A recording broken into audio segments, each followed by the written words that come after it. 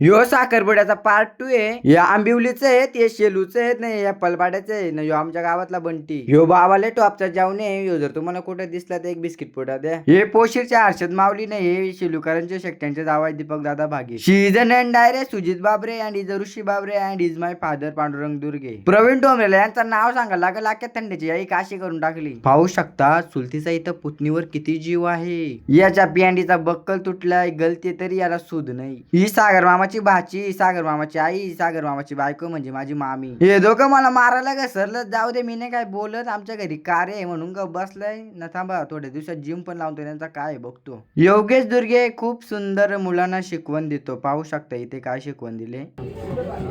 मामा ना त्याला काय बोलायचं?